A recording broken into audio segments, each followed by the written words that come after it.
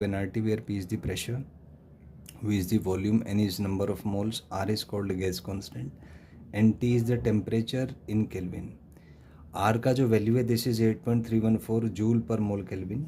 It is also equal to 0.0821 litre atmosphere per mole पर kelvin. इसमें एक चीज़ और भी है कि a gas behaves like an ideal gas at high temperature and low pressure.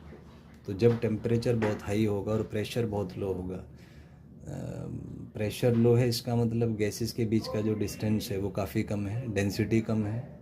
Density कम है माने नंबर ऑफ मॉलिक्यूल्स कम है गैस के फॉर अ कोरस्पॉन्डिंग वॉल्यूम. और टेम्परेचर ज़्यादा होने से गैसेस के जो स्पीड्स होंगे बहुत ज़्यादा होंगे, तो हम कह सकते हैं एवरेज सेपरेशन बहुत ज़्यादा होगा गैस मॉलिक्यूल्स के बीच में. इसी पे बेस्ड कुछ लॉज हैं, जैसे फर्स्ट है बॉयल्स लॉ. तो Boyle's law is P V is equal to NRT से ही डिराइव हो जाएगा. तो अगर मैं टेम्परेचर कांस्टेंट कर दूं और नंबर ऑफ मोल्स भी कांस्टेंट है, तो मैं कह सकता हूँ पी वी का जो प्रोडक्ट है वो कांस्टेंट होगा. मतलब pressure inversely proportional to volume आएगा. तो अगर हम ग्राफ बनाएं प्रेशर वर्सेस वॉल्यूम का, graph will be rectangular hyperbola. इसमें दो पॉइंट्स ले लीजिए, point A and point B.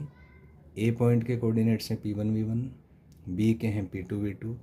तो हम कह सकते हैं कि P1 V1 is equal to P2 V2 होगा यहाँ पे. यही आपका बॉयल्स लॉ का स्टेटमेंट है. जबकि अगर हम प्रेशर और 1/, वॉल्यूम का ग्राफ बनाएं तो 1/V को आप x मान लीजिए, तो हम कह सकते हैं प्रेशर प्रोपोर्शनल टू x है. तो ग्राफ एक स्ट्रेट लाइन होगा. अगर ये स्लोप थीटा बना रहा है तो यहाँ से हम कंपेयर कर सकते हैं P is equal to NRT/V. तो y is equal to mx से कंपेयर करें तो हम कह सकते हैं m इज़ इक्वल